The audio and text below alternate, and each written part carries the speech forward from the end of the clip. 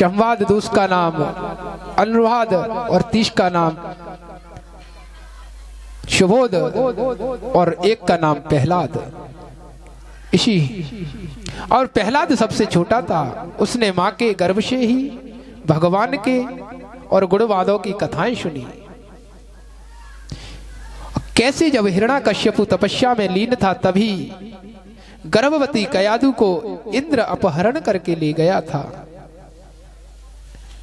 और रास्ते में नारद जी मिले और वार्तालाप हुआ। अतः मैं नारद जी के समझाने पर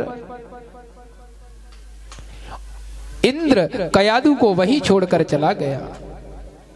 नारद जी कयादु को अपने आश्रम में ले गए। वहीं कयादु नित्य कथाएं कीर्तन हरि की कथाएं सुनती थी। उनका प्रभाव गर्भाशय के भक्त प्रहलाद पर पड़ा। और जब हमें यह भी सुनने को मिलता है कभी कभी तो मां के गर्भ में गर्भाशय जब होता है तो कह देते हैं आपको कलश यात्रा में कलश नहीं उठाना चाहिए। ये प्रश्न कई माताओं के मुख से सुना है, मैंने कई कथाओं में सुना है। जब कलश यात्रा निकलने होती है ना तो कह देती हैं हमारी बहू के तो गर्भ है इसीलिए वो तो कलश उठा नहीं सकती। क्यों नहीं उठा सकती? कोई गलत कर्म है? ये धर्म कार्य के लिए आप नाना प्रकार से ऐसे प्रश्न अपने आप ही बना लेते हैं। भक्त प्रहलाद ने गर्भ में ही कथा सुनी है भगवान की और पूर्ण ज्ञान गर्भ में ही हो गया उन्हें। और कभी कभी यह प्रश्न उठने को मिलता है कि विधवा का मुंह नहीं देखना चाहिए, बड़ा ही अशुभ होता है। और विधवा कलश भी नहीं उठा सकती। क्यों नहीं उठा सकती? यदि उसका पति शरीर छोड़कर जब गया, किसी पुत्र को वहां छोड़कर गया है, पुत्र जन्म लेने के बाद में, पुत्र के जन्म होने के बाद में यदि पति चला जाए तो वह मां विधवा नहीं कहलाई जाती। उस मां को विधवा नहीं कह सकती क्योंकि उसके आश्रय के लिए उसके पति की जगह पर वो पुत्र है। पुत्र अग्रसर रहेगा रक्षा में, उसकी कोई भी कष्ट पड़ेगा तो पति की जगह पुत्र है। और जिसका पुत्र हो वो पत्नी, वो मां कभी विधवा नहीं हो सकती और उसका मुंह देखना कभी अशुभ नहीं है। कभी कभी कह देते हैं कि आज तो विधवा का मुंह देख लिया, बड़ा ही अशुभ है। हमारे गांव में एक बहन रहती है, वो विधवा है। बचपन में ही बच्चे थे छोटे छोटे तभी उनका पति स्वर्गवास हो गया। स्वर्गवास होने के बाद में वो अपने मायके में ही रहने लगी। वहीं उनको जमीन वमीन मिल गई थोड़ी बहुत तो वहीं रहने लगी। और आज भी एक नहीं पूरे गांव की यह परंपरा है, कहीं भी शुभ कार्य के लिए जाते हैं ना तो उनका मुख अवश्य देख कर जाते हैं। कहते हैं इनका मुख देखकर अगर चले गए तो हमारे कार्य सफल होंगे। वो भी तो एक विधवा है। तो ऐसा शास्त्रों में भी उल्लेख है कि विधवा का मुंह देखना, यदि उसका पुत्र है तो वो कोई भी धर्म कार्य कर सकती है अपने पुत्र को लेकर। कभी हमें ऐसे प्रश्न नहीं उठाने चाहिए। और हमारे गर्भाशय में जब गर्भ है तो हमें अग्रसर होकर धर्म कार्य करने चाहिए, जिससे उस धर्म कार्य का प्रभाव उस बच्चे पर पड़े, वो भी धर्मयुक्त जन्म जब ले तो धर्म के कार्य करे। बड़ा ही प्रभाव पड़ता है। जैसे हम कर्म करते हैं उसी कर्म का प्रभाव हमारे गर्भाशय पर पड़ता है। तो ताकि हमारे गर्भाशय में जब बालक हो तो हमें दान धर्म और भजन करना चाहिए, कीर्तन हरि की कथाएं सुननी चाहिए। बोले वृंदावन बिहारी लाल की। आज भक्त प्रहलाद ने गर्भाशय में ही उन कथाओं को सुना है और जन्म होने के उपरांत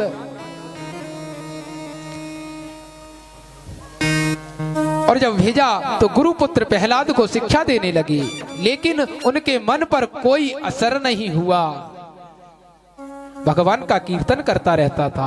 एक दिन हिरण्याकश्यपु ने प्रहलाद को अपने पास बुलाया और प्रहलाद ने प्रणाम किया। अपने पुत्र को प्रणाम करता हुआ देखकर हिरण्याकश्यपु आशीर्वाद दिया और कहा, दीर्घ काल तक अपनी भुजाओं को फैलाकर और अलंकित रहो, ऐसा वरदान दिया।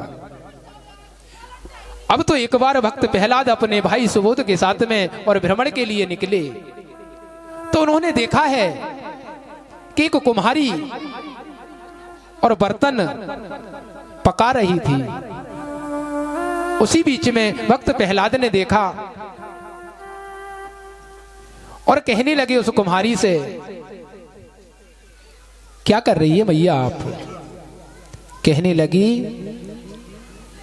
कि इसमें आग है और इसमें गलती से जो आवा लगाया था ना, ऊपर से लेप कर दिया, इसमें बिल्ली के बच्चे बंद हो गए और वहां से म्याऊं म्याऊं की आवाज आ रही है। कहने लगे अब आग जलती हुई हम इसको खोल भी नहीं सकते, खोल भी नहीं सकते।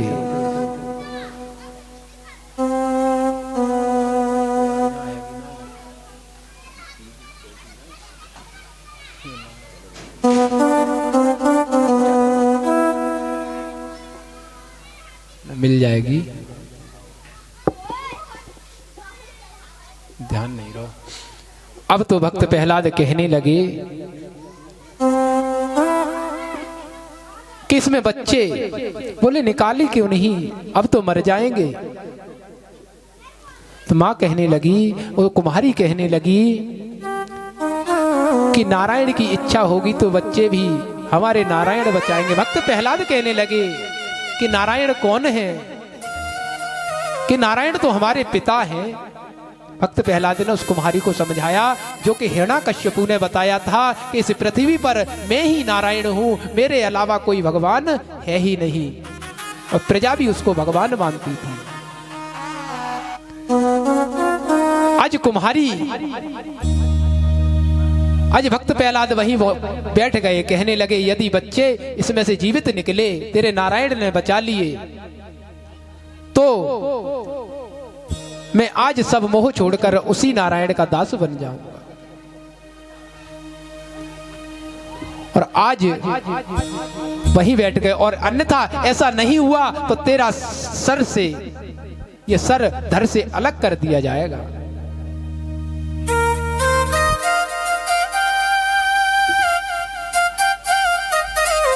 और तुझे मृत्यु दंड मिलेगा, क्योंकि मेरा पिता ही भगवान है।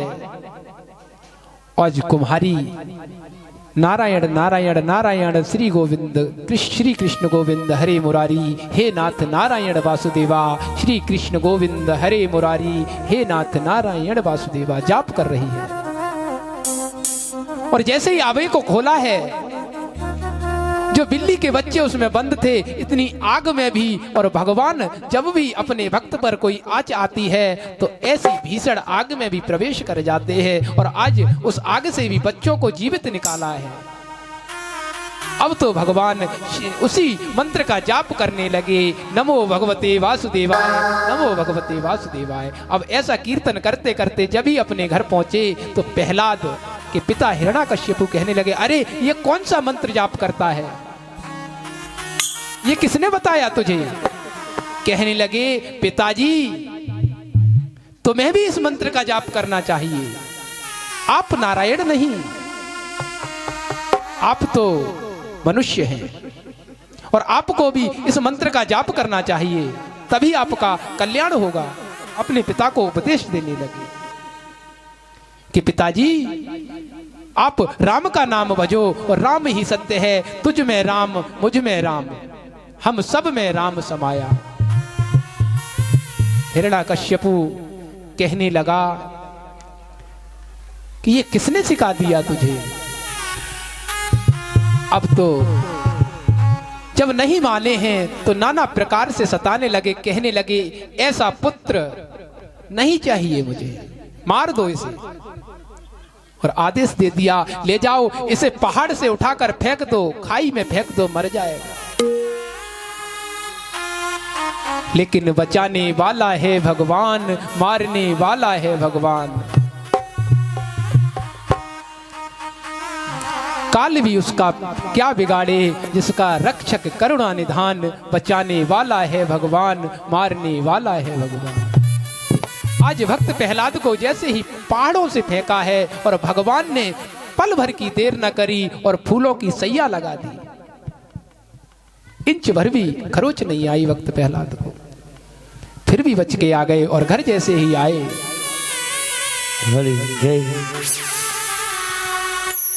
और रो रो के कहने लगे, अरे अब प्रहलाद कहे माता से और पिता ने राम नहीं जाने।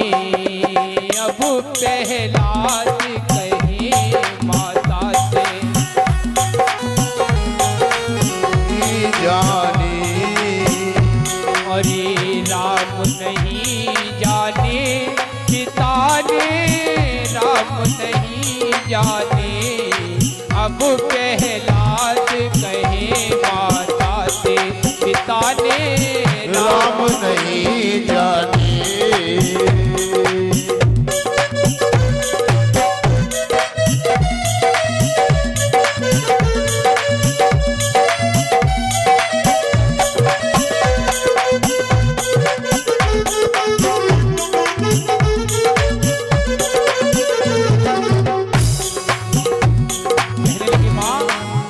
इतना ही नहीं, अरे ऊंचे पहाड़न मोय चढ़ायो, बास पिता ने मोय गिरवायो।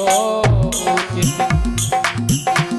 चढ़ायो, बास पिता ने मोय गिरवायो। पर ऐसी कृपा भैया राम की फूलन तुड़े आए। अब प्रहलाद कहे माता से पिता ने राम नहीं जाने।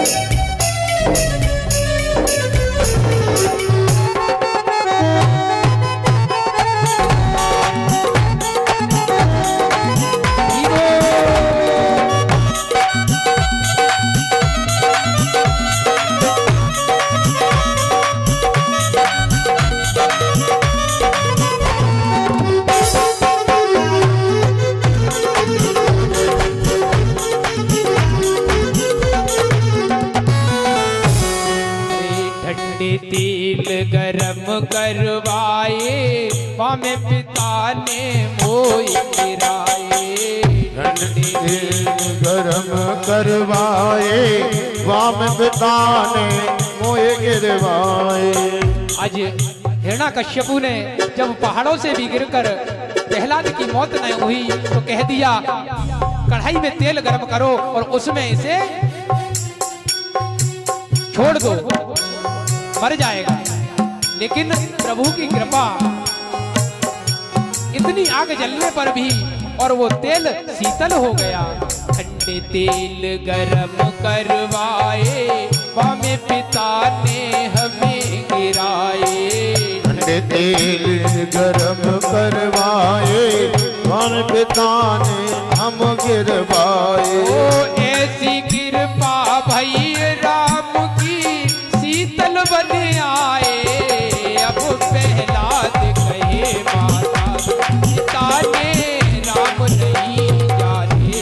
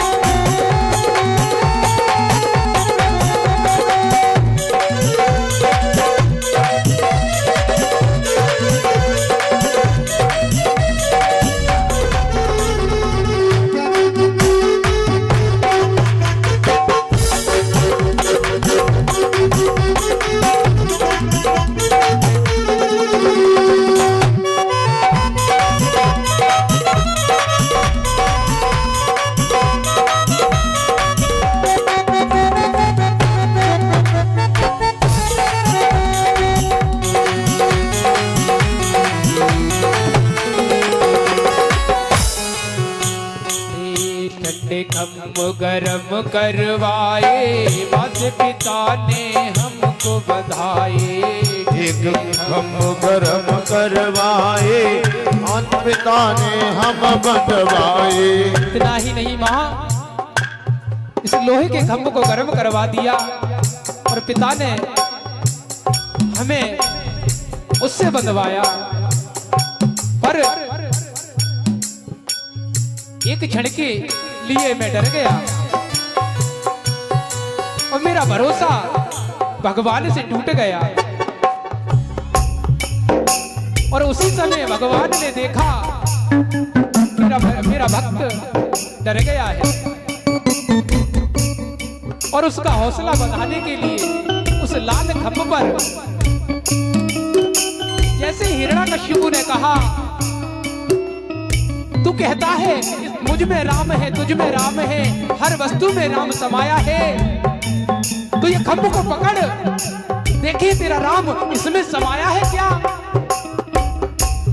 आज भक्त प्रहलाद की आंखों से आंसू और जैसे ही देखा है भगवान ने एक चींटी का रूप धारण किया और उस खंभे पर, लाल खंभे पर और 7 बार चढ़कर उतर गए।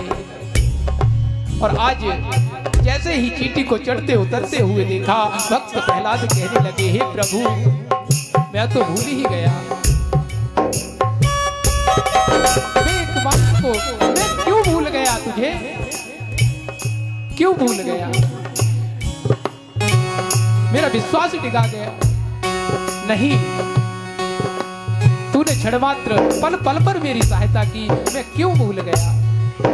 अरे ठंडे खंभ गरम करवाए, माता पिता ने हमें बधाए। ठंडे गरम करवाए, माता पिता ने हम बंधवाए। पर ऐसी कृपा भई राम की, चींटी बन आए। अब प्रहलाद कहे माता ने पिता ने राम नहीं आए।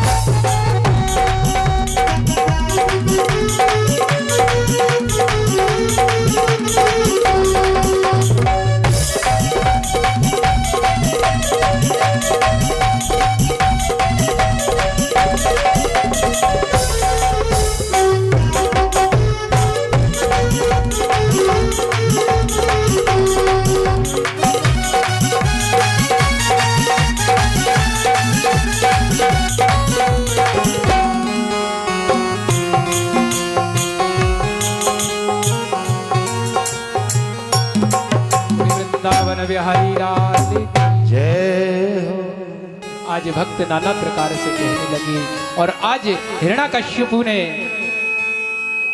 और होलिका को बुलाया और होलिका को वरदान था कि ब्रह्मा से वरदान था, एक ओढ़नी मिली हुई थी उसे कि इसे ओढ़कर यदि अग्नि में भी बैठ जाओगे तो तुम जलोगी नहीं, इस ओढ़नी को ओढ़कर। आज उसके कहने पर आदेश दिया कि इसे लेकर, मेरे पुत्र को लेकर तुम अग्नि में बैठ जाओ, मेरा पुत्र जल जाएगा, मर जाएगा, पर तुम्हें तो वरदान प्राप्त है, तुम्हारा कुछ नहीं होगा। आज वही किया। आज जैसे ही होलिका लेकर बैठी है और अग्नि में, अग्नि का जैसे ही प्रज्वलित किया गया अग्नि को, और आज तो अग्निदेव जैसे ही तीव्र गति पर बढ़े हैं, उधर भगवान ने पवन देव को आदेश दिया कि जाओ मेरे भक्त की रक्षा करो। और इतनी तीव्र गति से पवन देवता आए, उस ओढ़नी को हवा में, हवा के जरिए से और उड़ा के ले गए, और ओढ़नी तो उड़ गई लेकिन होलिका जल गई। और भगवान भक्त प्रहलाद नमो भगवते वासुदेवाय का जाप करते हुए वहीं रह गए। होलिका जलकर भस्म हो गई। बोलिए होलिका मर्दन भगवान की।